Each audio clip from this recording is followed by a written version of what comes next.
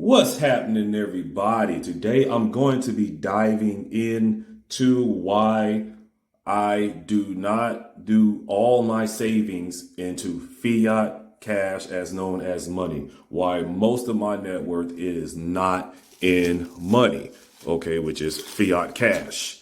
So I just picked these up. It was hell getting the boxes open. So this is going to be my first time going through these. And as I'm actually, giving a little bit of education behind why I don't specifically park most of my net worth in cash, hopefully you actually enjoy the unpackaging of what I've just picked up. So first off, there was a particular time that I have came across that other countries, including the US, actually purchases gold, actually bought gold. Now, I grew up seeing gold like on television and things like that, and I was introduced into gold as far as jewelry and wearing it. So I didn't particularly know much about gold, but that. And it's interesting because as I actually got into like certain books like Robert Kiyosaki and other things like that, it actually gave me a better understanding of gold and gave me the understanding that there was a time that we had a gold standard, which means that how much cash you had was how much gold you had to back that up, right? And in 71, President Nixon decided to actually take the dollar off the gold standard. So you could not redeem your dollars for gold. Okay. Now I knew something was strange because one thing about my early years saving money that I would get torched financially because it did appear that things were going up over time, and the money that I was getting from working some of these low earning jobs wasn't really getting me anywhere, and no one could actually ever make sense to what was going on. So I was completely confused and I knew something wasn't right. I just could not find the right people to break that down. And again, of course, like, most I went to school, I've been to college, and guess what? None of my teachers ever taught me anything about money. The most that I might have had in high school was an economic class that taught me how to write out a check. And most people don't even know how to write out a check, especially certain generations, because checks are more things of the past, right? This is a beautiful piece right here. This is a really nice maple. Definitely glad to have that. This is pretty cool too. It's interesting about these pieces because this particular piece not only comes in the 30 gram, but it also comes in the 1 ounce. So they stopped making it in the 1 ounce and actually started producing these in the 30 gram. But anyhow, the reason why I save this is because it allows me to maintain my purchasing power, also have control of my net worth, right? And I'm not saying to not get into stocks or bonds or anything like that, but that's actually not real money, right? That's all digital, and that's what people will call a market that can be manipulated. But you can't manipulate this, right? We use silver, real silver. This is real silver, and we use real gold, right? We use real silver for industrial uses, and obviously we use gold to actually save. And gold has also been used for other things as well. But for the smart money out there, we actually save gold. Okay. Got a little label on there. No, I am not sponsored by these individuals. But they are a great place to purchase from. So, the smart money actually saves gold. And if you understand the biblical times, that gold and silver was the real money, right? God's money. It's the original money. It was here before my time. It was here before my parents' time. It was here in the beginning. So this is the best way for me to actually be able to park my net worth and not have to worry about anything being manipulated in the market, right? When we talk about the dollar, because we know the dollar as in fiat money, it's not real money, right? That's why we can continue to print more money and hand more money out. It's not real money. And what we notice is that we save our money our net worth into cash, we notice that when you deal with inflation measures throughout the world, right, you lose purchasing power with your cash. I'm not concerned of losing purchasing power with this. Okay. So I know that, again, this is real money. This is real silver. This is real gold. Okay. So the gold and silver is God's money. It's real money. It's not your fake manipulated versions like gold and silver ETFs. Although I have bought gold and silver stocks. I have bought them. I definitely utilize that as part of my leverage. And I do have a nice portfolio mix. You know what I mean? But again, this is what I really, really place my focus on when it comes to getting out of cash and parking it into a true asset. So, we understand what's the value of this. Again, this is the 30 gram, but an ounce of silver, it's affordable. Okay, it's affordable, right? So if you can't afford the gold, you're still in luck, because guess what? I know you can afford some silver. All right. The value of the silver is about $21 an ounce. So I know you can come up with that. Okay. So you can still be able to not only maintain your purchasing power, keep your net worth, but be able to afford some silver for that cause. And you can use silver to actually barter and trade and buy things and the whole 9 yards. There's a market out there for people that understand silver. And gold, this gold right now for an ounce is going at about $18.76. So this is about 21 bucks. It's like $20.77. So I'll round it out to about 20 bucks per ounce. This is a 30 gram. This is not an ounce. But if you was to get an ounce of silver runs you about 21 bucks currently at the moment. And this ounce of gold runs you about $18.76 an ounce. Okay. So that's the spot on gold. So it's actually cheaper to buy silver, hands down. Now, let me tell you something about the central banks. The central banks tend to print a lot of money, and that's why we tend to lose purchasing power of our dollar. Some would say that gold and silver is not an investment.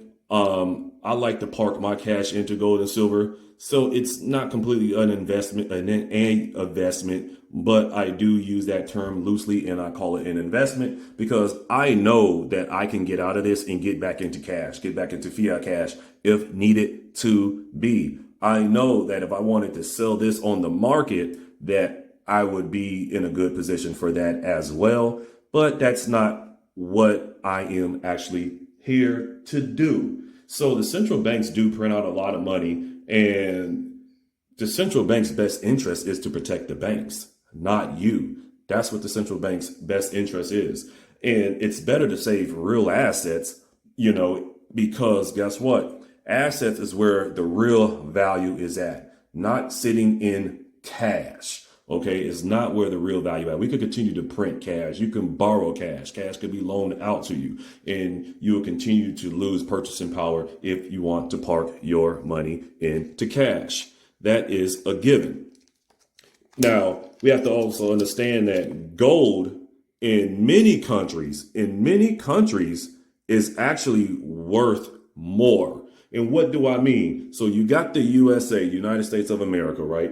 And then you got other countries like Venezuela and Mexico. If they had this 1 ounce gold would be worth more in Venezuela and Mexico. You know why? Because their money, their country's money, their fiat money, right, is worth extremely it's worth nothing. Let me just make that clear. It's worth nothing. I was trying to be nice, but it's worth nothing. So if you was to park all your cash in their fiat money, you would be broke. It's worth nothing. But if you was to take your cash and park it into this, guess what? When that fiat money gets destroyed, just like in the US, and your money doesn't buy you what it used to buy you, right? It buys you lesser over time. You lost purchasing power. But if you was to park this in gold, guess what? You would still have your money. You know why? because this is worth about 1876 at the moment. So you would still actually have your purchasing power. You would still have your money if you decided just to save this instead of actually trying to save the actual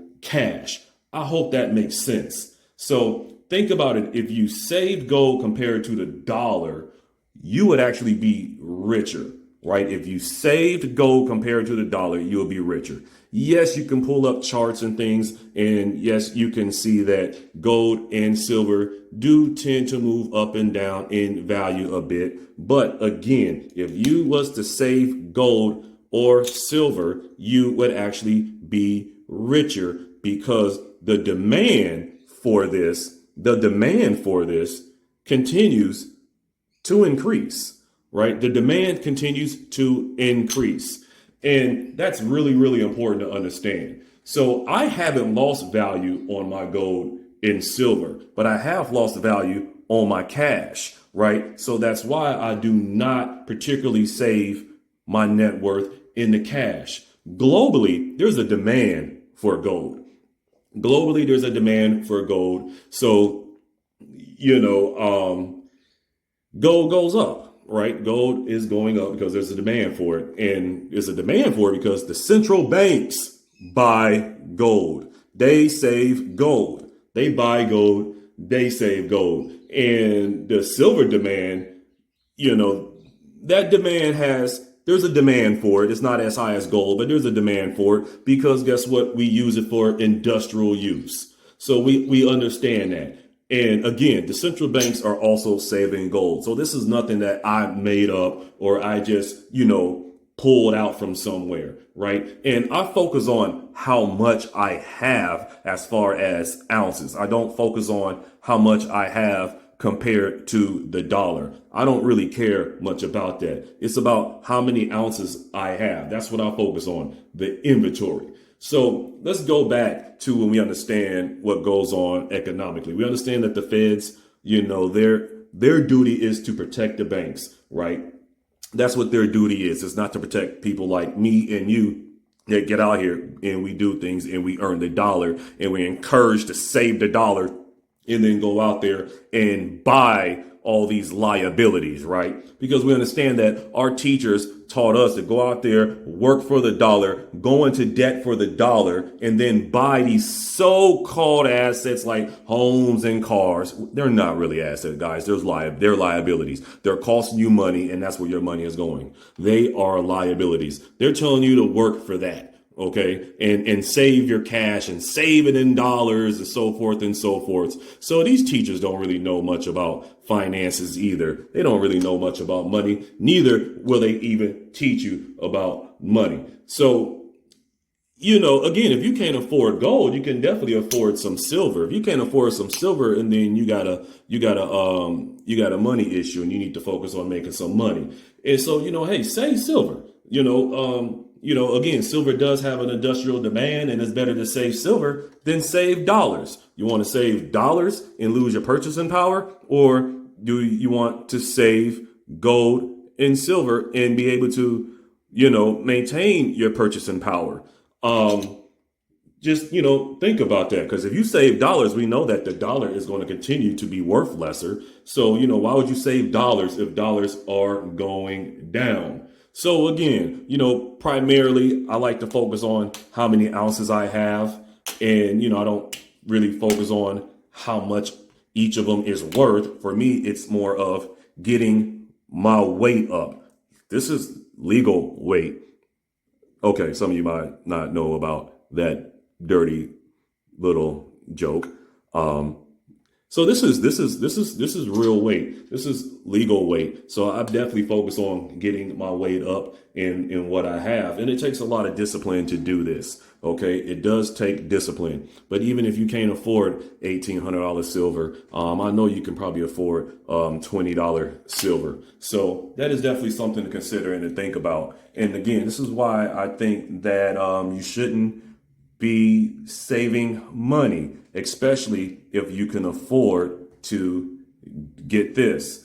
And I'm not telling you to not save any money, okay? Please have some cash. You transact with cash, please have some cash. But if you took anything out of this video, you understand why I don't particularly park all my net worth into cash, and why, for people that understand gold and silver and cash and what assets are really are in net worth, this is why I actually make clear why certain people probably shouldn't be saving cash. But hey, do your own due diligence. Make sure that what you're doing makes sense. Don't just take me, a random guy on YouTube, and just take my advice and run with it. Get educated and understand that your financial wealth is in your control and in your hands. So with that being said, stay motivated, stay dedicated, and keep hustling. Peace.